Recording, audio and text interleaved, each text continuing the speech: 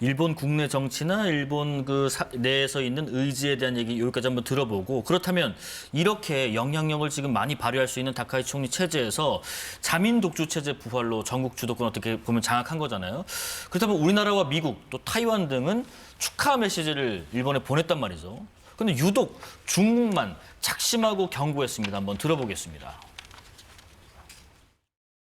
和平发展道路，而不是重蹈军国主义覆辙。日本极右翼势力若误判形势，恣意妄为，必将遭到日本人民的抵制和国际社会迎头痛击。反击和挫败各种反华势力挑衅妄动的决心坚定不移。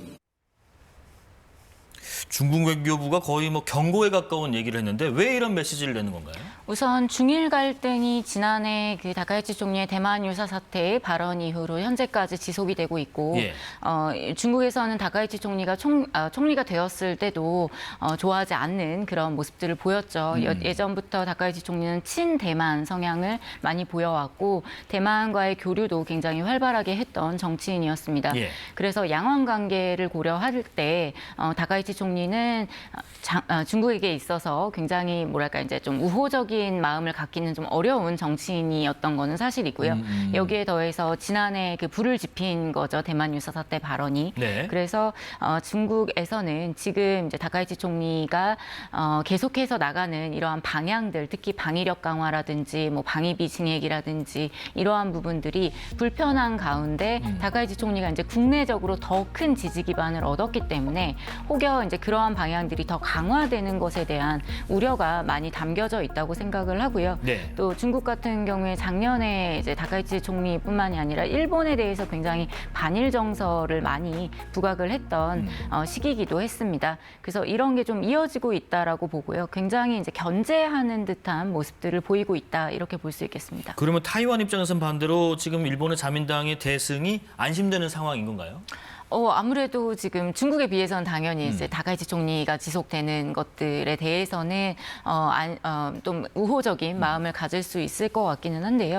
근데 실제로 이제 대만 유사 사태에 있어서 어떠한 태도를 취할 것인가 그리고 다카이치 총리가 얘기했던 존립위기 사태라고 하는 거는 사실 굉장히 여러 조건들이 필요합니다. 그래서 이런 그 어려움에서 실제로 일본이 대만이 어려움에 처해있을 때 나설 것인가에 대해서는 또 다른 얘기이기 때문에 실제로 그렇게 할지는 아직 알 수는 없습니다만 그래도 지금의 특히 다카이치 총리가 친대만 성향이다라고 하는 것을 알고 있는 이상 지금의 관계를 더 유지해 나가려고 노력할 것으로 여겨집니다. 이제 뭐 중국을 견제하는 미국 입장에서도 일본의 이런 여당 압승 소식이 희소식일 테고 아마 미국과 일본과 미국과의 관계를 더 공고히 하자라는 여러 가지 얘기가 오갈 것으로 보이는데 자 그렇다면 이번 선거 결과가 우리에게는 어떤 여파를 미칠 것인가 한번 좀 여쭤볼게요. 그동안 이 대통령과 다카이치 총리 뭐 여러 번 자주 교류를 했잖아요. 슈퍼 여당을 지금 등에 업은 일본 입장에서 그동안의 일본과 우리나라 간의 국익 셔틀 외교랄지 정상 간 어떤 상징적인 교류 여기에 기댄 한일 관계 접근 방식에서 좀 변화가 있을지 어떻게 좀 예상하세요? 우선 다카이치 총리가 보여주는 이제 대외 정책, 대외 기조 이러한 것들에 대해서 일본 국내에서도 이제 특히 한국에 대해서는 이렇게 잘 좋은 관계를 가지는 거에 대해서 긍정적으로 바라보고 있고 무엇보다도 양국 간의 교류가 굉장히 활발하고 또 호감도가 상호 굉장히 높은 상황으로 가고 있죠. 이런 상황에서 일본이 한국과 안 좋은 관계를 가져가는 거는 사실 현재의 다카이치 총리에게도 유리한 점이 없고 또 일본 사회 전반적인 분위기와도 맞지 않다라고 생각을 합니다. 그래서 큰 변화는 없을 것이라고 예상이 됩니다만 다만 우리가 생각하지 못했던 곳에서 또 외부 변수라는 것들이 작용할 수 있기 때문에 계속해서 이제 주의를 기울여가면서 해야 될 것 같습니다. 예를 들면 그 외부 변수가 가까운 시일 내로는 일본 시마네현에서 열리고 있는 그 독도 행사의 고위급을 보낼지 그리고 이 다카이치 총리가 직접 야스쿠니 신사에 뭐 참배를 하거나 참석을 할지 그런 부분도 있지 않을까 싶은데 어떻게 예상하세요? 네, 그런 부분도 이제 포함이 돼서 한국에서는 우려하는 부분이고, 다만 이런 이제 굉장히 이데올로기적인 성향을 보이는 행보들은 자신의 지지층을 더 끌어모으기 위한, 지지층을 결집시키기 위한 행보라고도 볼 수 있는데요. 네. 다카이치 총리가 그렇게 할까라고 하는 의구심은 듭니다. 왜 그런가요? 이번에 이제 선거에서 이긴 거는 예. 3분의 2 이상 316석에 사실상 330석이었는데 의석이 후보가 없어서 14석을 다른 당에 줬으니까요. 근데 이렇게 많은 의석을 얻은 데는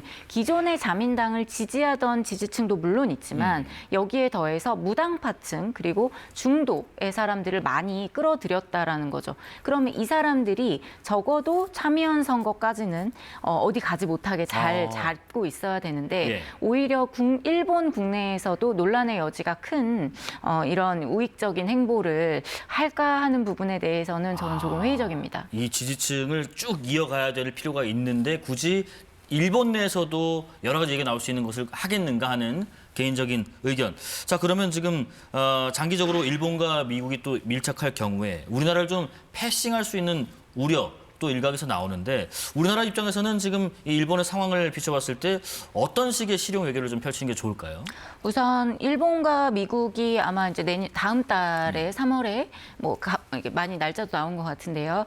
미국에서 또 정상회담을 하고 더 밀착된 행보를 보여줄 것으로 예상이 되는데 네. 우선 우리 입장에서는 미일 관계가 굉장히 가까워진다고 하더라도 미국이 일본에게 요구하는 것들이 있죠. 동맹으로서 또 이 지역에서 일본이 역할을 더 해주기를 바라는 부분들이 있고 일본이 거기에 또 이렇게 호응하는 반응들을 보일 수 있는데 다만 이러한 것들이 일본 국내적으로는 좀 부담이 될 수 있죠. 예산의 문제도 있고 그러면 사실은 이 미일 간의 관계지만 그 속에서 한국에게도 유사한 압박이 들어올 수 있기 때문에 한국과 일본이 유사한 상황에 대한 이야기를 전략 대화를 많이 해야 될 것이라고 여겨지고요.